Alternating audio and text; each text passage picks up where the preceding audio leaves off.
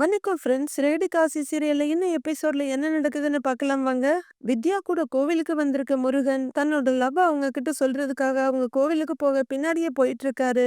அவங்க நவக்கிரகத்தை சுத்திட்டு இருக்க ஐன்ட்டே போயிட்டு இருக்காரு. என்னங்க ஐ அப்படின்னா, அது ஐயப்பனை கும்பிட வந்தேன்னு சொல்றாரு முருகன்.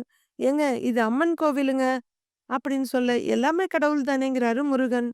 சரி சரி நான் கிளம்புறேன், எனக்கு டைம் ஆச்சு அப்படின்னு வித்யா கிளம்ப, அடுத்தது என்னங்க அப்படிங்கிறாரு. யோசிச்சு சொல்றேன் அப்படிங்கிற வித்யா கடகடன்னு கிளம்பிட, ஏங்க ஏங்கன்னு பின்னாடியே ஓடி வர்றாரு முருகன். இன்னொரு பக்கம் அதே கோவில்ல சீதா ப்ரப்போஸ் பண்ணி இருந்தாரு. சீதாவோட பதில் என்னன்னு தெரிஞ்சுக்கிறதுக்காக அருண் வெயிட் பண்ணிட்டு இருக்காரு. அங்க எதிர்பார்க்காம வித்யாவை பார்த்த சீதா, நான் பூஜை தட்டு வாங்கிட்டு வரேன்னு வெளியே போயிடுறாங்க. வித்யா வெளியே வரதை பார்த்து ஒளிஞ்சிக்கிற சீதா, வித்யா அந்த பக்கம் போனதுமா திரும்ப உள்ளர வர்றாங்க. உள்ளர அர்ச்சனை தட்டை கொண்டு வந்து கொடுக்க, யார் பேருக்குமா அர்ச்சனைன்னு அர்ச்சகர் கேக்குறாரு. சுவாமி பேருக்கு பண்ணிருங்கங்கிறாங்க சீதா. தொட்டு கும்பிட்டுக்கமாங்கிற ஒரு மந்திரம் சொல்லிட்டு உள்ளர போயிடுறாரு. அங்க நின்னுட்டு இருக்க அருண், சீதா நான் என் மனசுல இருக்கத சொல்லிட்டேன், நீங்க யோசிக்கிறேன்னு சொல்லியிருக்கீங்க அப்படின்னு கேட்க, யோசிச்சுட்டு தான் இருக்கேங்கிறாங்க சீதா. யோசிக்கவே இவ்ளோ நேரம் எடுத்துக்கிற, உன் முடிவை எப்பதான் சொல்லுவ அப்படின்னு ஸ்ட்ரைட்டா கேட்டுட, இப்ப என்ன அவசரம்னு கேக்குறாங்க சீதா. ஏன் உங்களால வெயிட் பண்ண முடியாதான்னு கேட்க, வெயிட் பண்றதுல பிரச்சனை இல்ல, ஆனா ஒரு ஜேர்னி ஆரம்பிக்கும் போகுது, அட்லீஸ்ட் எங்க போறோம்னாவது தெரியணும் இல்ல அப்படின்னு அருண் கேட்க, அதெல்லாம் போக போக தெரிஞ்சுப்பீங்க, சாமி கும்பிடுங்கிற சீதா. சாமி கும்பிட அருணும் சாமி கும்பிடுறாரு. சாமி கும்பிட்டுட்டு வெளியே வர, என்ன சீதா எதுவுமே சொல்ல மாட்டேங்கிற அப்படின்னு அருண் கொஞ்சம் ஏக்கமா கேட்க, முதல்ல உங்களை பத்தி எனக்கு எதுவுமே தெரியாது, அதனால கொஞ்ச நாள் ஃப்ரெண்ட்ஸா பழகலாம் அப்படின்னு சீதா சொல்ல, ஃப்ரெண்ட்ஸாவா அப்படிங்கிறாரு அருண். என்ன ஏன் முடியாதான்னு சீதா கேட்க, முடியும் ஆனா எத்தனை நாளைக்குங்கிறாரு அருண். நான் ஒரு முடிவு எடுக்கிற வரைக்கும். உங்களால வெயிட் பண்ண முடியாதுன்னா அப்படின்னு சீதா இழுக்க, இல்ல இல்ல வெயிட் பண்ண முடியும், ஆனா முடிஞ்ச வரைக்கும் கொஞ்சம் சீக்கிரமா முடிவை சொல்லுங்க, ஏன்னா எங்க அம்மாவும் கல்யாணத்தை பத்தி கேட்டுக்கிட்டே இருக்காங்க அப்படின்னு அருண் சொல்ல, சொல்றேன்ட்டு சீதா கிளம்புறாங்க. அப்படின்னா என்ன பிடிச்சிருக்குல்ல அப்படின்னு அருண் வந்து கேட்க, என்னது அப்படிங்கிறாங்க சீதா. இல்ல ஃப்ரெண்ட்ஸா பழகுறான்னு சொல்ற, அப்ப என்ன பிடிச்சிருக்குல்ல, அதனால தானே அருண் கேட்க, உங்க போலீஸ் இன்வெஸ்டிகேஷன்லாம் இதுல வேண்டாம், நேரம் வரும்போது எல்லாமே தெரியும் அப்படிங்கிற சீதா கிளம்பி போயிட, அருண் சிரிச்சுட்டே பார்த்துட்டு இருக்காரு. முத்துவும் மீனாவும் பரசு வீட்ல வந்து உட்கார்ந்துருக்காங்க. முத்து, நாள் வேகமா போயிட்டே இருக்கு, கல்யாணத்துக்கு இன்னும் கொஞ்ச நாள் தான் இருக்கு அப்படின்னு பரசு சொல்ல, அப்படிதான் மாமா, ஒரு வேலை ஆகணும்னு முடிவு பண்ணிட்டா நாள் சீக்கிரமா ஓடி போயிடும், நீங்க ரொம்ப சிரமப்படாதீங்க, ஏதாவது வேலை இருந்தா என்கிட்ட சொல்லுங்க. முத்து சொல்ல, கட்டாயம் சொல்றேன்ப்பா, இப்பதான் கல்யாணத்துக்கு உண்டான பட்ஜெட்டை போட்டுட்டு இருக்கேன். ஆ அப்புறம் இந்த பூ அலங்காரத்துக்கு எவ்வளவு ஆகும்னு சொல்லிட்டா அதையும் பட்ஜெட்ல சேர்த்துருவேன். ஏம்மா பூ அலங்காரத்துக்கு எவ்வளவுமா ஆகும்னு மீனாவை கேக்குறாரு. ஐயையோ அப்படின்னு மீனா சொல்லிட்டு இருக்க, மாமா அதை விடுங்க மாமா, நம்ம சம்பந்தப்பட்டது தானே பாத்துக்கலாங்கிறாரு முத்து. அதுக்கு இல்லப்பா, பட்ஜெட் எவ்வளவு ஆகும்னு தெரிஞ்சாதான் பின்னால இடிக்காம இருக்கும்.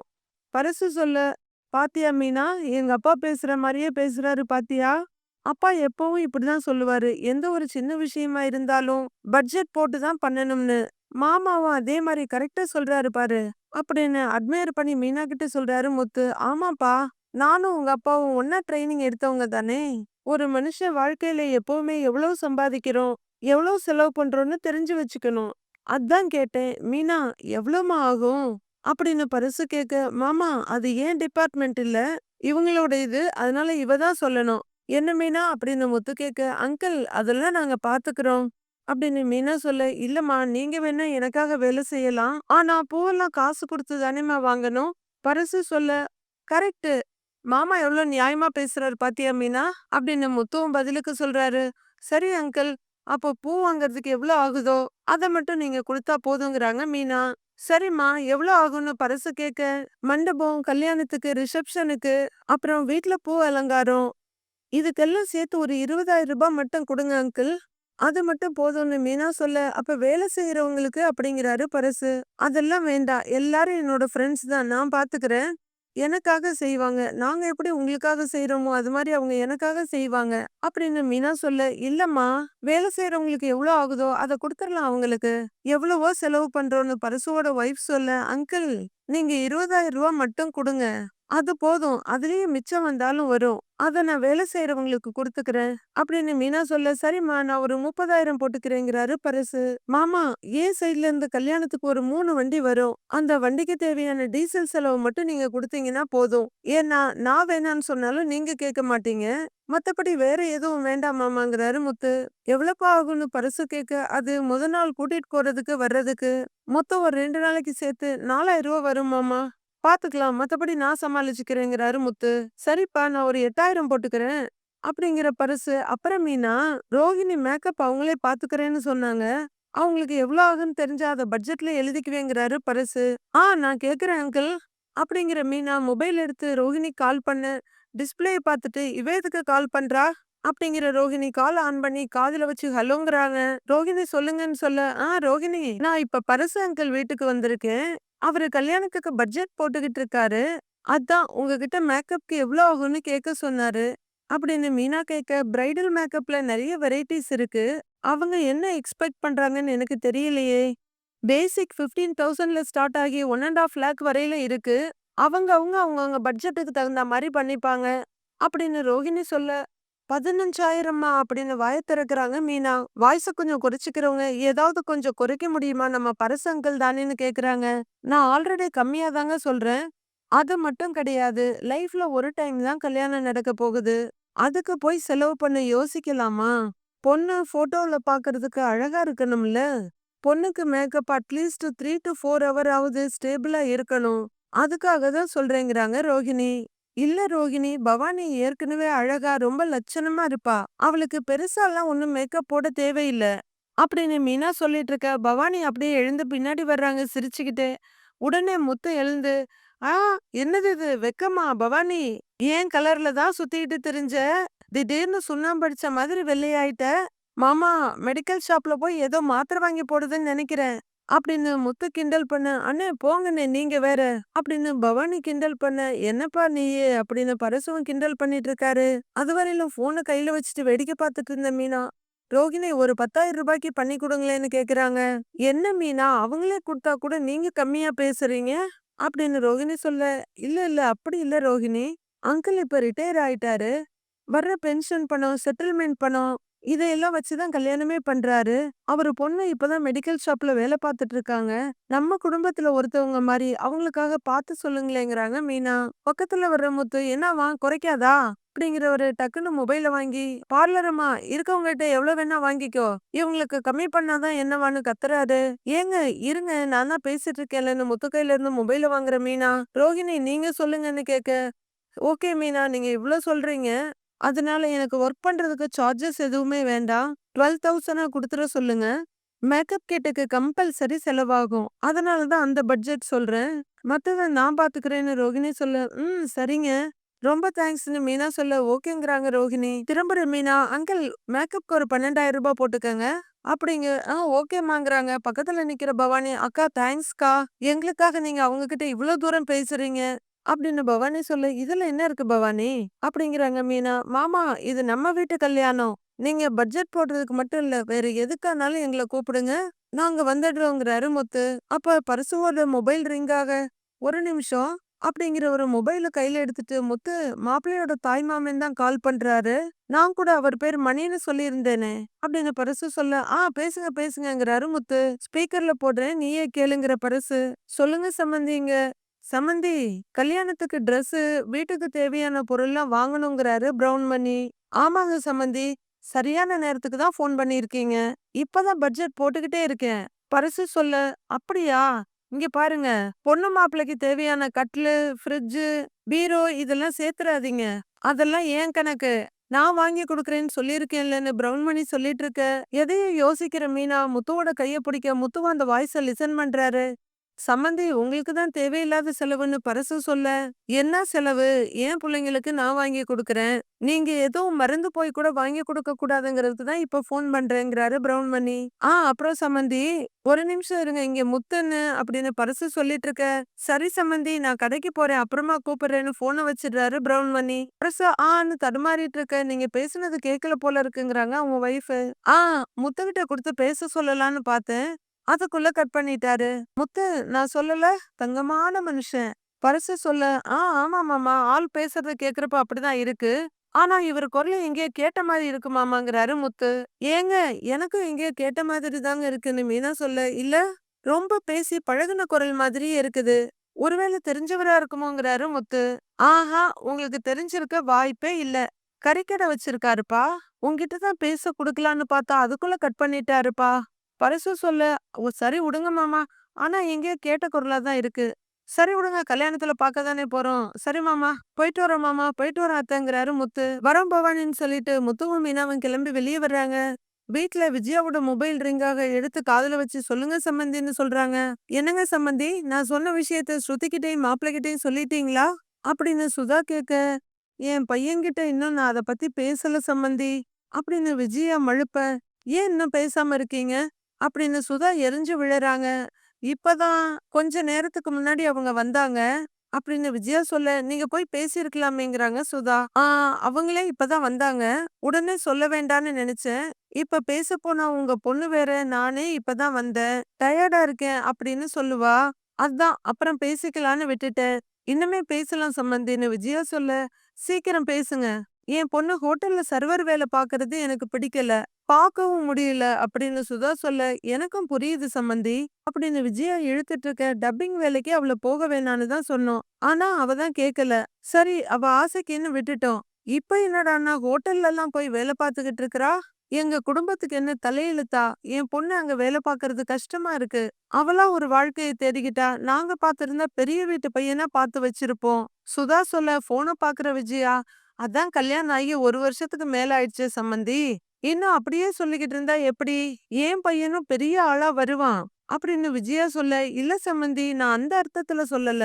அவங்க 2 பேர் வாழ்க்கை நல்லா இருக்கணும்னு தான் சொல்றேங்கிறாங்க சுதா. எனக்கும் அதுல அக்கறை இருக்கு சம்மந்தி. எனக்கும் ஸ்ருதி இப்படி வேலைக்கு போறது பிடிக்கல தான். நான் போய் பேசுறேன். பேசிட்டு உங்ககிட்ட சொல்றேன். அப்படின்னு விஜயா சொல்ல எதுவுமே சொல்லாம போன கட் பண்ணிடுறாங்க சுதா. இவங்க கிட்ட பேசலாமா? இல்ல அவர்கிட்ட பேசலாமா? அப்படின்னு யோசிக்கிற விஜயா ரூம்ல தல சீவிட்டு இருக்க அண்ணாமலை கிட்ட வந்து, என்னங்க? அப்படின்னு கூப்பிட, அப்படிங்கிறாரு அண்ணாமலை. நீங்க கொஞ்சம் ரவி கிட்ட பேசுங்களேன். விஜயா சொல்ல, நான் இப்ப இந்த பேச்சுவார்த்தை இல்லாமையா இருக்கேன்? அப்படின்னு அண்ணாமலை கேட்க, அது இல்லைங்க. சம்பந்தியம்மா வந்து பேசிட்டு போனாங்கல்ல. அப்படின்னு விஜயா சொல்ல, கத்திட்டு போனாங்கன்னு சொல்லுங்கிறாரு அண்ணாமலை. ஏதோ ஒண்ணு. நம்ம ரவிக்கு ஹோட்டல் வச்சு தரேன்னு சொன்னாங்க. இப்ப கூட அவங்க ஃபோன் பண்ணி கேக்குறாங்க, அத பேசிட்டீங்களான்னு. நீங்க ரவி கிட்ட பேசுங்களேங்கிறாங்க விஜயா கெஞ்சலா. என்ன பேச சொல்றேன்னு அண்ணாமலை கேட்க, சம்மந்தி குடுக்குற பணத்த வாங்கி ஹோட்டல் ஆரம்பிக்க சொல்லுங்க. அப்படின்னு விஜயா சொல்ல, வரதட்சணை வாங்க சொல்றியா? அப்படின்னு அண்ணாமலை கேட்க, என்னங்க நீங்க? இது எப்படி வரதட்சணையாகும்? அவங்க மருமகனுக்கு அவங்க வச்சு குடுக்குறாங்க. விஜயா சொல்ல, வரதட்சணை வாங்குங்கங்கிற டீசென்ட்டா சொல்ற. அப்படின்னு அண்ணாமலை சொல்ல, நம்ம பையன் வாழ்க்கை நல்லா இருக்கணும்னு தாங்க சொல்றேன். அவனும் முன்னேற வேண்டாமான்னு விஜயா கேட்க, அவனுக்கு நல்ல படிப்ப குடுத்திருக்கிறோம். மரியாதைய சொல்லிக் குடுத்திருக்கிறோம். தன்னம்பிக்கைய குடுத்திருக்கிறோம். பெத்தவங்க பிள்ளைக்கு இவ்ளோ குடுத்தா போதும். ரவி மேல எனக்கு நம்பிக்கை இருக்கு. அவன் சுயமா முன்னேறி வருவான். அண்ணாமலை சொல்ல, என்னங்க பேசிட்டு இருக்கீங்க நீங்க? இந்த காலத்துல ஹோட்டல் ஆரம்பிக்கிறது சாதாரண விஷயம் இல்லங்க. எவ்வளவு பணம் தேவைப்படும்? எவ்வளவு பணம் வேணும்னாலும் அவரே வச்சு தரேன்னு சொல்றாரு. அத வாங்கிக்கிறதுல என்னங்க தப்பு இருக்கு? இன்னைக்கு ரவிகிட்ட நீங்க பேசுங்க. நீங்க சொன்னா அவன் கேட்பான். ஸ்ருதியும் கேட்பாங்கறாங்க விஜயா. நான் சொன்னா ஏன் கேக்குறாங்க தெரியுமா? நான் அவங்களுக்கு நல்லத தான் சொல்லுவேன்னு நம்புறாங்க. அவங்களுக்கு எது சந்தோஷமோ அத மட்டும் தான் நான் செய்ய சொல்லுவேன். அதனால தான் அவங்க எனக்கு மரியாதை குடுக்குறாங்க. அப்படின்னு அண்ணாமலை சொல்ல, அதனால தாங்க உங்கள கேட்க சொல்றேங்கிறாங்க விஜயா. இதோ பாரு, இது ரவி எடுக்க வேண்டிய முடிவு. விருப்பம் இருந்தா அவன் செஞ்சுட்டு போகட்டும். நான் ஒரு நாள் அவன்கிட்ட போயி, உன் மாமனார் கிட்ட இருந்து பணம் வாங்கிட்டு வான்னு சொல்ல மாட்டேன். ஏற்கனவே அந்த வாசுதேவன் பணத்துக்காக தான் ரவிய உங்க பொண்ணுக்கு கட்டி குடுத்தேன்னு பேசிக்கிட்டு இருக்கிறான். அத உண்மையாக்க சொல்றியா? அண்ணாமலை கேட்க, அவங்களுக்கு இருக்கிறது ஒரே ஒரு பொண்ணுங்க. அவங்க பொண்ணு நல்லா இருக்கணும்னு இத செய்யறாங்க. இதுல ஒண்ணும் தப்பில்லையே! அப்படின்னு விஜயா சொல்ல, அந்த முடிவ நான் எடுக்க முடியாது. ரவியும் ஸ்ருதியும் சேர்ந்து என்ன முடிவு எடுக்கிறாங்களோ, அத அவங்கள செய்ய சொல்லு. ஆனா ரவிய பத்தி எனக்கு தெரியும். அவன் என்ன மாதிரி அடுத்தவங்க காசுக்கு எப்பவுமே ஆசைப்பட மாட்டான். அவன் சொந்தமா முன்னேறி வருவான். அந்த நம்பிக்கை எனக்கு இருக்குங்கிறாரு அண்ணாமலை. ஏங்க நான் சொல்றத கொஞ்சம்னு விஜயா மறுபடியும் வற்புறுத்த, நான் சொல்றதையும் நீ கேளு. இந்த விஷயத்துல நீ தலையிடாத. அவங்க வாழ்க்கைய அவங்களுக்கு பாத்துக்க தெரியும். இதோட விட்டுருங்கிறாரு அண்ணாமலை. 2 எட்டு போறவரு திரும்பி, விஜயா பெத்தவங்க பிள்ளைங்களுக்கு நல்லது செய்யறதா நினைச்சு பொண்ணு வீட்ல இருந்து எதையாவது வாங்கணும்னு நினைக்கிறது தப்பு. அத விட பெரிய தப்பு அவங்க மனசுல இந்த தவறான எண்ணத்த புகுத்துறது அப்படிங்கிற அண்ணாமலை விஜயாவை ஒரு பார்வை பார்த்துட்டு கிளம்பிடுறாரு. ஹம், இவரு ஒருத்தர் இவரும் பொழைக்க மாட்டாரு, மத்தவங்களையும் பொழைக்க விட மாட்டாரு அப்படின்னு பொறுமுறை விஜயா ஒரு முடிவெடுத்து அவங்களே ரவி, டேய் ரவி அப்படின்னு கூப்பிட்டுட்டு வர, என்னமான்னு கேட்டுட்டு ரவி வர்றாரு. ஸ்ருதியும் பின்னாடியே வந்து நிக்கிறாங்க. உங்ககிட்ட ஒரு முக்கியமான விஷயம் சொல்லணும்னு விஜயா சொல்ல, சொல்லுங்கம்மான்னு ரவி கேக்குறாரு. ஸ்ருதி, உங்க அம்மா வந்திருந்தாங்க. அவங்க நீ ஹோட்டல்ல வேலை செய்யறத பார்த்தாங்களாமே. விஜயா சொல்ல, ஓ, அதுக்கு சண்டை போட வந்தாங்களான்னு கேக்குறாரு ரவி. டேய், அவங்க ஏன்டா சண்டை போட போறாங்க, அவங்க கஷ்டத்த சொல்ல வந்தாங்க அப்படின்னு விஜயா சொல்லிட்டு இருக்க, இந்த பக்கம் மனோஜ் ரோகிணி, அந்த பக்கம் முத்து மீனான்னு வந்து நிக்கிறாங்க. ரவி, சாதாரணமா வரலடா, நம்ம கஷ்டத்தை போக்குறதுக்கு செக்கோட வந்தாங்க அப்படின்னு முத்து சொல்ல, என்னடா சொல்றேன்னு கேக்குறாரு ரவி கொஞ்சம் அதிர்ச்சியா. டேய், நான் பேசிட்டு இருக்கேன்லன்னு விஜயா அதட்ட, அம்மா இருங்கங்கிற ரவி, செக் எடுத்துட்டு வந்தாங்களா அப்படின்னு முத்துக்கிட்ட கேட்க, ஆமாண்டா, பிளாக் செக் அப்படின்னு முத்து சொல்ல, அது பிளாங்க் செக்னு திருத்துறாரு மனோஜ். டேய், எனக்கு அது பிளாக் செக் தான்டா, கருப்பு பணம் தானே அப்படின்னு முத்து சொல்ல, மனோஜ் வாய முடிக்கிறாரு.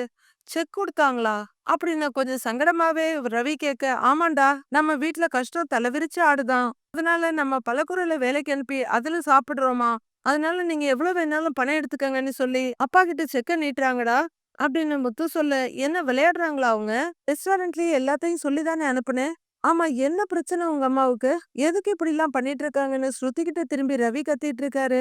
ஏய் ரவி, எனக்கு என்னடா தெரியும், நானும் உன் கூட தானே இருந்தேங்கிறாங்க ஸ்ருதி. ரவி, அவங்க ஏதோ தப்பா புரிஞ்சுக்கிட்டு அப்படிலாம் சொல்லிட்டாங்க, அவங்க பொண்ணு ஹோட்டல்ல பார்த்ததும் இந்த கவலையில அப்படிலாம் பேசிட்டாங்க அப்படின்னு விஜயா சொல்ல, அதுக்கு என்ன செக் எடுத்துட்டு வந்து இப்படி கொடுப்பாங்களா, இந்த வேலையெல்லாம் வேணான்னு நான் எத்தனையோ தடவை சொல்லிட்டேன், ஏன் இப்படிலாம் இருக்காங்களோன்னு கோவப்படுறாரு ரவி. ஏய், அவங்க ஏதோ அவங்க பொண்ணு மேல இருக்க பாசத்துல சொல்றாங்கடா, இதுக்காக இவன் செக்ல 50 கோடி ரூபா ஃபில் பண்ணி கொடுங்கன்னு கேட்கலாமா அப்படின்னு மனோஜ் போட்டு கொடுக்கறாரு.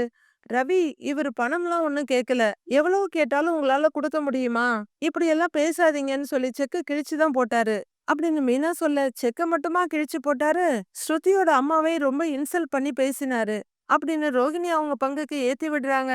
ஏன் அப்பாவை அவமானப்படுத்தினா நான் யாரு எவருன்னு பார்க்க மாட்டேன் அப்படின்னு முத்து சொல்ல, நீ செஞ்சதுல எதுவும் தப்பில்லடா, நான் இருந்திருந்தா இன்னும் நல்லா திட்டி விட்டுருப்பேன் அப்படின்னு ரவி சொல்ல, டேய், அவன் கூட சேர்ந்துகிட்டு இப்படி எல்லாம் பேசிட்டு இருக்காத, சம்மந்தி உன் நல்லதுக்கு தான் யோசிக்கிறாங்க, ஸ்ருதி ஹோட்டல்ல வேலை செய்யறது அவங்களுக்கு பிடிக்கல.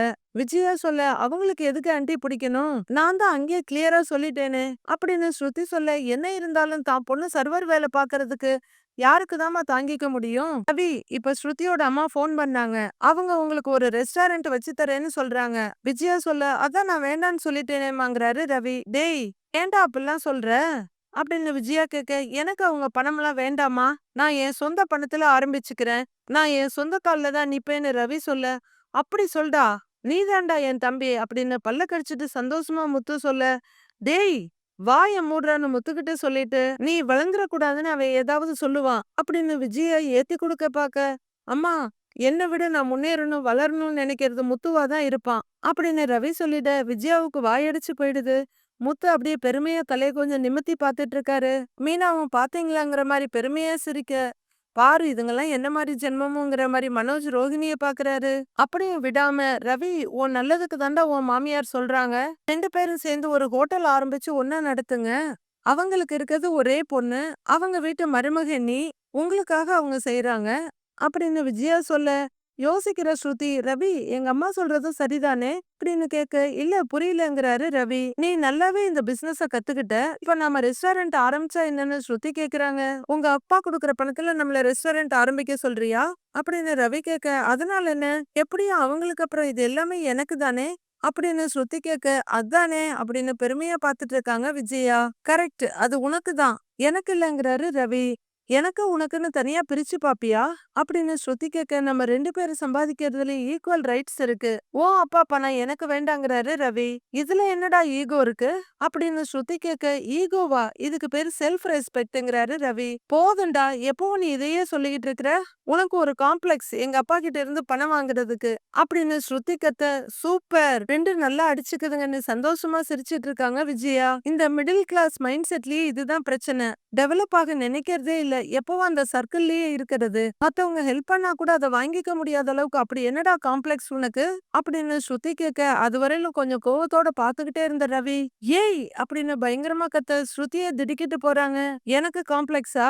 சம்பாதிச்சு சொந்தமா முன்னேறணும்னு நினைக்கிறேன். என்ன மாரி இருக்கிறவன் அடுத்தவனுக்கு கெடுதல் நினைக்க மாட்டான். இதே உங்க அப்பா மாதிரி பணம் இருந்தா அடுத்தவங்கள மதிக்க தெரியாது. இந்தான்னு செக் எடுத்து திமிரா குடுப்பாங்க. அப்படின்னு ரவி சொல்ல, டேய் ரவி நான் சொல்றத கொஞ்சம் அப்படின்னு ஸ்ருதி சொல்ல, தேவையில்ல. நான் தன்மானத்தோட இருக்கிற மிடில் கிளாஸாவே கடைசி வரல இருந்தாலும் பிரச்சனை இல்ல. அப்படின்னு கத்திட்டு ரவி வேகமா வெளியே போயிட, ச்சே! அப்படின்னு ஸ்ருதி ரூம்குள்ள போயிடுறாங்க. ரோஹிணியும் ஸ்ருதியும் இந்த பக்கம் ரூமுக்குள்ள போயிடுறாங்க.